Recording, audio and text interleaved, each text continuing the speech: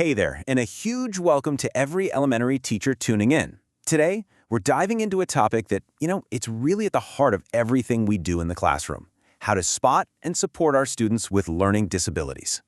It's a question I'm sure every single one of us has asked. You've got that student. They are so bright, so curious, and totally engaged, but when you get to reading or writing or math, something's just not clicking.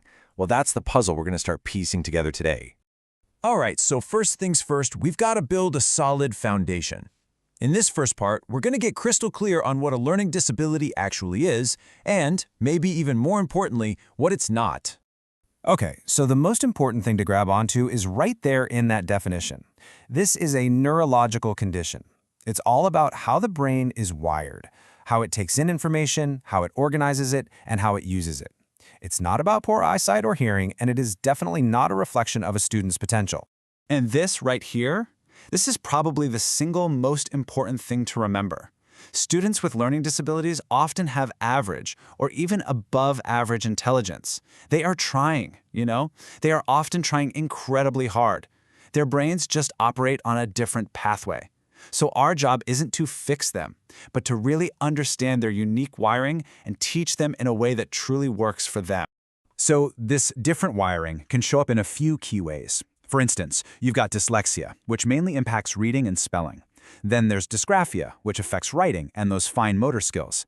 With dyscalculia, the challenge is all about math. And then you have processing disorders, like auditory processing disorder, which makes it tough to sort out and remember sounds, and visual processing disorder, which affects how the brain makes sense of what the eyes are seeing. Each one needs us to look through a slightly different lens. Okay, so now that we've got the basics down, let's move on to our role in the classroom. As teachers, we are right there on the front lines. Think of us as detectives, looking for those crucial clues that can lead to early support. This section is all about what to watch for, both in their schoolwork and, in their hearts. In those really early years, say kindergarten through second grade, the signs can be pretty subtle. You might notice a real struggle with learning letter sounds. Maybe they have consistent trouble recognizing those basic sight words, or they just can't seem to grasp phonemic awareness, like rhyming cat with hat. Even following simple multi-step directions can feel like a huge hurdle for them. These are those very first clues. Then, as our students get a little older, maybe years 3 to 5, the work gets harder, right? And those signs often become much more obvious. You might start to see a real gap growing between their performance and their peers. Their writing can seem disorganized, math problems can cause a lot of confusion, and they might just work at a much slower pace. And you'll probably notice them starting to actively avoid tasks like reading altogether. But here's something that is so important to remember. The clues aren't just in the notebooks and on the worksheets. The research really emphasizes that a student's behavior and their emotions can tell you just as much, if not more, about what they're going through. I mean, just think about it. A kid who feels like they're failing every single day might show that frustration through huge emotional outbursts. You might see their self-esteem just start to wilt, causing them to withdraw from everything. And that kid who absolutely refuses to read aloud, that's not defiance. A lot of the time, it's just plain terror. When you see these emotional signs, you gotta know they are often a cry for help. So, we've spotted the clues, now what? Why is it so incredibly critical to act, and to act fast? Well, this next section makes the case for the unbelievable, life-changing power of early intervention. There are really 4 huge reasons why acting early is a total game changer. First, you prevent those small learning gaps from turning into these massive, confidence-crushing canyons. Second, you're tapping into the brain's flexibility when it's most ready to build new learning pathways. Third, you give students early wins, which is a huge boost to their confidence.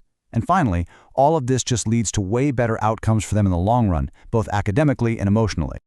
Okay, so we've covered the what, the why, and the when. Now for the really fun part, the how. This section is all about practical strategies you can add to your teaching toolkit, like tomorrow. And let's be super clear about this.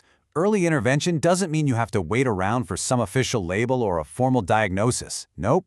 It's a proactive, strategic response that starts the very moment you notice a student is struggling. It's a partnership between you, the parents, and any specialists, all focused on building that student's skills and their confidence. So what does this actually look like in the classroom? Well, for one, we can use targeted small group instruction.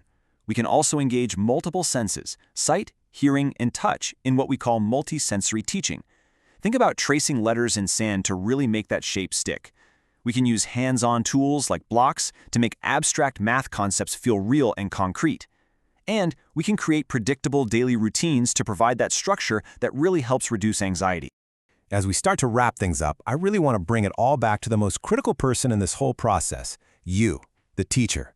Your role in observing, in supporting, and in advocating for these students is absolutely 100% pivotal. And this is what it's all about, right? This is the goal.